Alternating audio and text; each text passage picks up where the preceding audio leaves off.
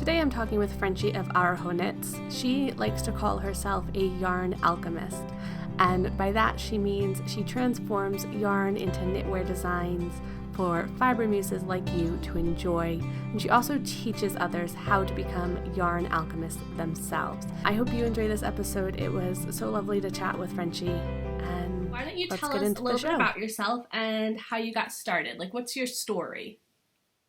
Oh gosh, okay. I feel like I should have prepared for this interview. Okay, so my name is Francoise, but most people call me Frenchie, and I am the face behind the knitwear design brand Aroha Knits. And basically, my whole little gist is that I help my tribe of fiber muses gain the confidence to transform the yarn to create pieces of fiber art. And I do that through, designing knitwear, putting out the patterns, also doing the challenges like the 5 shawls 5 days challenge or the initiate knit design challenge, as well as with my courses and ebooks. Just all these different ways to help my community feel more confident about knitting projects that are probably outside of their comfort zone. And so the whole thing of how I got into designing, it's kind of a little bit of a long story, because it's very much tied into how I first started to learn how to knit, because I started designing only a few months after I learned how to knit. And I picked up knitting because at that time in my life, I was feeling bored. I was in kind of a state of limbo. At that time, I was living in the States with my parents waiting to receive my US citizenship. And during that time, the whole citizenship process is like you don't know what the timelines are, so you're just sitting around just waiting for things to happen. And so during that time, actually, as my January resolution for 2014, my resolution was I'm just going to learn how to knit so I can have something to do. And I found that I loved knitting so much that I was just knitting nonstop. And then I started dabbling in creating my own little designs, little patterns and stuff like that. And I also got the idea of like, hey, I'm going to put this on Ravelry. Didn't even know what gauge was, didn't even know what yarn content and all that good stuff was, but I was just putting my patterns on there like incomplete, but I was like, hey, this is fun. And so when I got my US citizenship, I moved to Japan to live with my husband. And because of where he was with my Japanese visa situation, I couldn't get work. I couldn't leave the house because we were living in the middle of nowhere. So I was like, I'm already designing. This is a hobby. Why don't I just try and make this into a business, see how far I can take this and see where I go. And so basically that's how I got into like designing, as, shifting from a hobby into thinking about it as a career, because at that time I needed to do something. Like I wanted to feel fulfilled and, feel enriched. I guess that's kind of the word, like, find that meaning in my life and stuff like that. So I decided to go the designing route and just really take it seriously.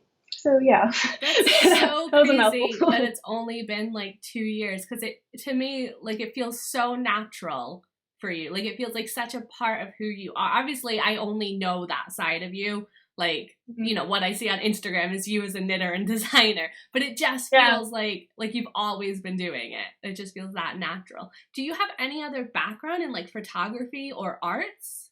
Well, growing up, I like to think of myself like growing up, I was a creative child. Like I liked to draw and sketch, draw my own comics. I dabbled in sewing, doing my own little crafts and stuff like that. I also learned how to play the piano and flute. But with those, I felt like I never really got anywhere with it. I never felt I was actually really good or especially talented. I like to do them, but comparing my work to other people, they were just okay. And by the time when I got into school, like high school and college especially, I had to put those, my love for art aside so I could focus on my academics. So it was during that, period of 7 years that I focused solely on, academia and things like that. And then when the knitting came back into my life, because it was, it's a creative craft, I guess I'm being kind of redundant there, and it was something that I loved and also felt like I was good at. It was kind of just like a big shock for me, and that's also another reason why I loved it so much, because it came naturally to me and I felt like I was good at it, and I could see myself putting the time, like the investment of time and energy into it to take it further. Whereas with these other ones, I just felt discouraged because I was just like okay at it. Yeah. So what was your college like degree in then, or area of study? I majored in international relations and French, and so you can see how well they're integrated now with my brain. That's so funny. I love hearing like what people's degrees are and like how much a lot of us are just not using them at all. Yeah. I loved it. I mean, especially with my international relations degree. So like now I'm doing a lot of writing. I'm writing up newsletters. I'm writing up blog posts. Like writing is something I have to do every day. And growing up, I hated writing. It like would give me so much anxiety, just so much stress. And I would just be like, when I, get a job and things like that, I'm going to pick a job that has no writing at all. Of course, then I major in international relations, which is nothing but writing. And even though I don't use the major itself, at least it gave me like the encouragement and motivation. Like it showed me, hey, I'm not that bad at writing. I can do it. I don't have to hide under my blankets all day and be afraid of that paper. Like I can do it. So at least that's like one thing I definitely brought over into my brand, just all the writing. Yeah, no, I think that's actually really important. Like my degree is in mathematics, which everyone thinks, oh, you must use all the time. But my focus was actually in like abstract stuff like group theory and like imaginary numbers. Like my thesis was on quantum encoding, which is using quantum mechanics to like, so right? It's so like, I'm like, no, I don't use any of that. But like the skills that I learned, like researching and like being able to follow through and like all of that analytical skills, yes, those I use all the time. One thing that people always want to know, like, do you do this part-time or full-time? And I know you're full-time, right? Like this is your main gig. Yeah. Yes. Do you feel like you were always kind of entrepreneurial as a kid, or do you feel like you just no not at all? No, it's like, so the other week I had a friend from college come visit me, and I was just talking to her about my business, and I just got really excited and passionate about it. And she was like, could never do what you're doing. I don't have the business mind and stuff like that. And I told her neither did I, but I just found that I had a love for it. I love to just read up marketing strategies, how to build your brand and stuff like that. I don't know where I read this, but it's just kind of went along the concept of like, of course there's talent, but there's also a hard work, and it's a hard work that can help you develop that sort of like disguises as a talent, because people, for example, think I'm so talented at designing, but it was just mostly lots of hard work that was able to get me to that point where I can disguise my hard work as talent, if that makes sense. No, it makes 100%. So I'm reading this book called Grit, which that's like 100% the thesis of this book, is that hard work overtakes talent.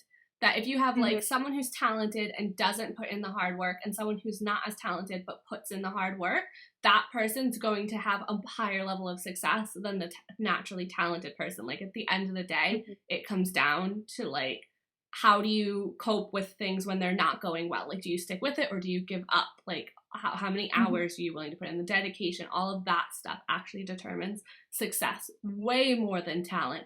And then when you get like these superstars is when you combine talent with hard work. Then you get like Michael Phelps of the world, that kind of level of success. So it's really actually interesting how much I think people want to think it's talent, because then they can say, oh, I just don't have that success because I'm not as talented as that person. Yeah. When really it's, I don't have that as success because I didn't put in all the hard work when things weren't going well and when things weren't easy and when I sucked at it to get myself to that point. Yeah, totally agree. Okay, so I'm curious. So you started doing this 2 years ago. When do you feel like you made the mindset shift, like that this is a business and you needed to be doing like newsletters, marketing, all of that stuff?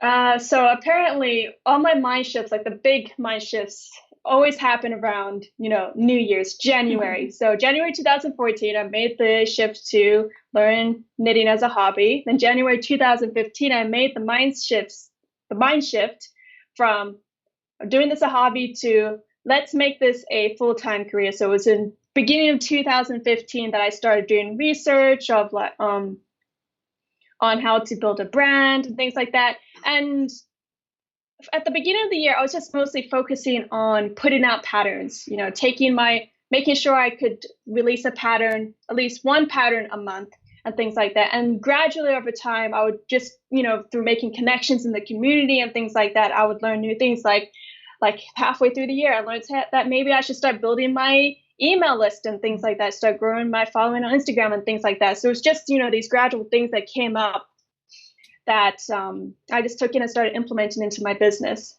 Yeah. Like that. So who are your key, I want to say key influencers? Who do you look for as inspiration for business advice and stuff? Do you have podcasts that you follow or books that you love? I'm obsessed with Gary Vaynerchuk.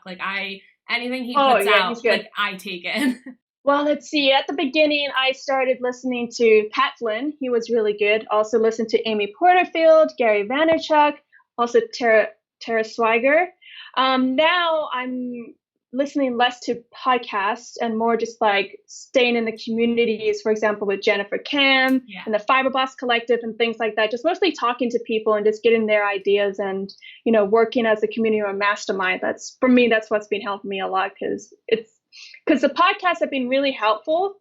But sometimes the tricky part is taking what, the concepts that they're teaching you and applying it to our specific industry. So, for example, they say build an email list. And they're like, okay, well, how am I going to attract knitters onto my email list and things like that? So it's just finding that. So by talking to people in the community, you get a little bit more of the context along with the content. Mm-hmm.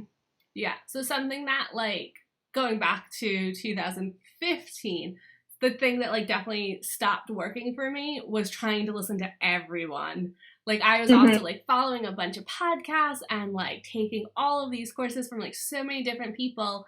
And then it was okay, this is way too much. I'm not actually implementing anything because I'm trying to do everything. And so then 2016 was definitely trying to wean myself off of that.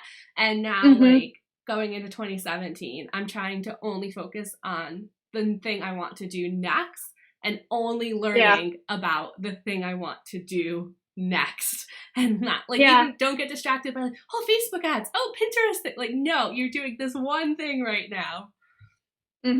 Yeah. So, I'm feeling much the same way going into 2017. Yeah. So let's talk about 2016. What do you think went really well? What worked well for you in 2016? Yeah, so the first major thing was I released a new income stream with my e-course. That was definitely a huge undertaking and definitely really risky because when you put all that time and effort into something and you release it, maybe people don't go for it or it doesn't go as well as you did. So so I had my ebook and my e-course, and before I launched each one, I did my challenges, just to build up my email list and give people, a sample size of information that for free that they would find tons of value from. So that way, even if they couldn't purchase the course or the book, at least they got something really valuable from that experience. So it's just basically giving back to the community, but also gauging what the interest levels are for the actual full product. And so luckily for me, those went really well. And then just continuing to release my patterns every month, just trying to test different ways of releasing patterns, to gain the most, traction and, biggest eyes, the most amount of eyes on my pattern releases and things like that, just trying different strategies and stuff like that, and being willing to have one month be not as good as another month because I tried something that didn't go so well. So it was that too, but so experimenting, it sounds like.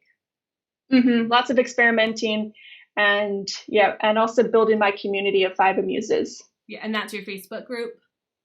Yeah, so I got my Facebook group, the Fiber Muse community, but I would call my ideal audience the Fiber Muse. So that's what I like to call my audience. Awesome. Yeah.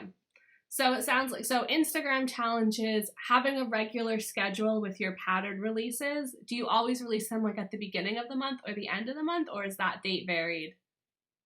It varies. I mostly say that they go towards end of the month, but that's because I still need to be a little bit better about scheduling my pattern releases, because I would be I'm going to email my tech editor at the end of the week, or I'm going to email my test knitters at the end of the week and put my test knit at this. And then I realize, oh crap, I don't have that much time in between, and things like that. So I'm trying to be a little bit more structured and really see ahead, be okay, I'm going to release on this day.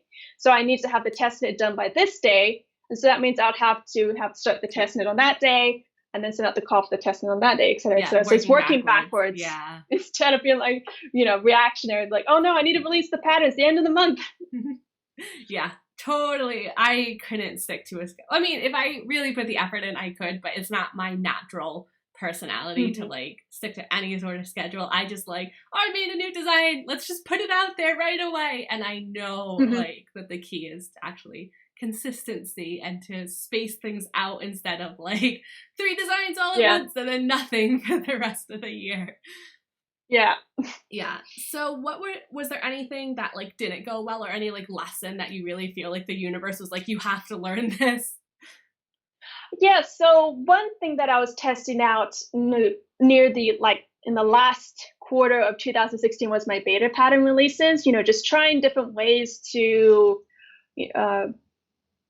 build my email list while also trying to find a sustainable income method to both build my brand and business while also trying to include everybody in the fiber industry. Yeah, in the fiber community and stuff like that. And so at first I would release trial patterns, like a very a cut down version of the pattern that usually hasn't been test knit, or it has been tech edited but not test knit. Release that for free, and then a few weeks later release the official version just to see what the response was. Like, if people who signed up for the beta, would they go for the official release later? Yeah, that didn't work for me. It got me good results for my email list building, but not so much for, the follow-up later. Yeah. So I tried doing them later at the same time, releasing the beta for free along with the official pattern release, because I did want to include, people who, for whatever reason or another, couldn't afford the official pattern release. I wanted to give them a way to still experience my brand and get used to my patterns. And then at least the way that I was seeing in my mind is that later, once they had that income, they could, purchase a pattern. But then I found that really wasn't working. It was stressing me out way too much. I found out that I was attracting the free pattern forever crowd, which I did not want. So I stopped that. And so at the end of the year, so in December, I decided I started testing out pattern bundles instead. And that has been doing spectacularly well. So that's something I'm going to be testing out in January. So that's awesome. I absolutely love that you are willing to share that, because I think people don't talk about things that don't go well. Like, they want to pretend like I'm super successful all the time. And like, I think it's important to talk about, well, actually I tried this thing and it didn't work. And Tim Ferriss actually talks about viewing everything in his life as a 2-week experiment. So he even says like relationships, like he'll go into a relationship just thinking this is a 2-week trial period. I'm like, oh, that's not great for me. But I do think like being willing to try things for a month or 2 months, and then just viewing it as an experiment, not as a reflection of your business. So if the experiment fails, it's not a reflection of you or your business. It's just an experiment, and you got results, and now you use those results. Like everything in experiment is a valid result. That was one thing my chemistry teacher always taught me. Like, no matter what your result was, like that was a valid result, and you have to write that down and not just pretend that your solution turned orange when it actually turned purple. Yeah, it was pretty scary for me when I started doing the betas, because I had people send me messages and emails saying like, I'm actually watching what you're doing, so I'm really interested in the result that you get. And that made things even more scary, because I was like, oh, they're watching me. Yeah, but it's just a result. It's totally not a reflection of you. And I do think that's interesting that you found like you got a crowd of people who just wanted free patterns. Because like I could almost anticipate that, but at the same time I could totally see people being really loyal to you and like getting the free pattern and then deciding to upgrade. Like, I often rent a movie or something and then decide, actually I loved it so much, I'm gonna buy it. Like, we'll buy like the full Blu-ray, or you go to the theater and you watch a movie and then you get the full thing. Like, I can see that working in other industries. It's just interesting, like it didn't actually translate to the knitting community. So what are you excited about going into 2017?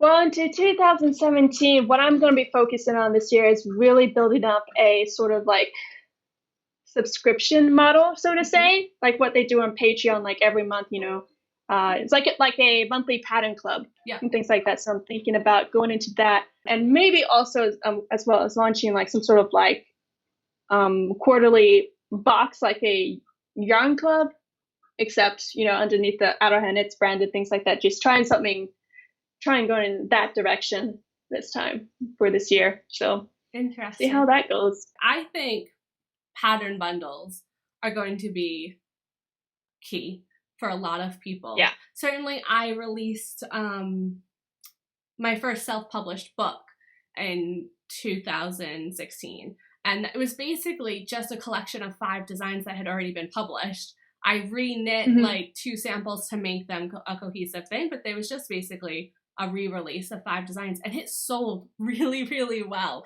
Like so much better than the individual designs. And I was just like, oh, okay, like this actually could work really well, having bundles of just 5 patterns that, kind of fit together. Like I like yours was the best, wasn't it? Was it like a best of collection? Yeah, the top 5 of 2016, and earlier that month, when I relaunched Aroha Knits with the whole Fiber Muse community aspect in mind, with the discovery quiz that I launched, that you probably took a look at. I also had like a 6 pattern bundle specific that I chose specifically for that type of Fiber Muse. So for example, the Seekers, I would choose designs that had a bit more of like a cultural aesthetic to it. Yeah. Or, take you on a journey and things like that, explore different places and stuff like that. And that did really well. Like that was the first hint that people really like it, because that was technically the upsell. Like I was just telling people, hey, take the quiz, have fun with it. Yeah. And then I noticed that trickling in like bit by bit, they were also getting the bundle at the end too. So yeah, that was so cool. The quiz was really fun. And then your bundle was like perfectly paired to my result was Explorer. I forget what you call it. But the results were like, oh yeah, these are all designs like I would really like. Awesome. So, tell us where everyone can find you online. So you can find me at arohanits.com, and that's pretty much my handle everywhere on Instagram at Aroha Knits, Facebook Aroha Knits, and then also my Facebook group, the Fiber Muse Sanctuary. Let's see, anything else? Yeah, just arohanits.com. Yes. Yeah. Awesome. You should definitely check out your Facebook group, because it's really fun to be in. It's fun for me, like just to hang out in the group, like where it's not my own thing, where I don't have to worry about like marketing or selling. It's just a lovely community to hang out in. Yeah, I'm being really happy to see that take off. Yeah. And everybody's just helping each other. Like makes me my job easier, because sometimes somebody will ask a question and be like, I'm gonna get to that later, and when I get to it like an hour later, there's already like 10 comments in there, of people already helping them out. So it's been really great. And then you're launching your challenge again, which is 5 days, 5 shawls, or 5 shawls, 5 days? 5 shawls, 5 days. 5 shawls, 5 days. Yeah. So they can go to 5shawls5days.com, which I'll link below. Yeah, so www.5shawls5days.com. It's really important to put the www, because for some reason, if you don't put it in there, it's a broken link. I have to work on like the server stuff, but to put the www in the front. Awesome. And that's where people can learn like the basic formulas for making 5 different shawl shapes. Yeah, so you can just gain the confidence to knit up the full size shawls, because usually that's what stumps people or get really intimidates them. It's just like the pattern and the rhythm of working up the shawls and stuff like that, how the increases or the decreases, how they work together to form that shape. Yeah. So it's just showing them. Appealing to both like knitters who like just haven't even tackled shawls yet. And then I think also appealing for people who might want to start designing, because it sort of gives you that freedom to break away from a pattern once you understand the actual construction. Yes. I know it was super popular last time you ran it. I know it was like flooding my Instagram feed. Sorry about that. No, I love it. So yeah, thank you so much for joining me today, and thank you for sharing your story and telling us the ups and downs and giving us a glimpse into like the actual life behind the beautiful Instagram feed. Thank you. Thank you so much for having me on today. It was actually tons of fun to talk to you. Awesome. All right. Well, I will talk to you soon. I will see you around on Facebook and Instagram. I will let you go enjoy your evening. I know it's like 10 in the morning for me, and it was like 9 at night? It's 7:30 here. Oh, so not too bad then. The evening's starting. Yes. All right. Go enjoy your evening. I'll talk to you soon. Thank you so much for watching. I hope you enjoyed this episode. If you're watching on YouTube, please subscribe and hit that thumbs up button. And if you're listening on iTunes, please leave a review. both of those things help me out more than you probably realize. And if you want to join our community, you can go to www.facebook.com/groups/The Woolly Hub. I will give the link in the description below. I hope to see you there. Bye!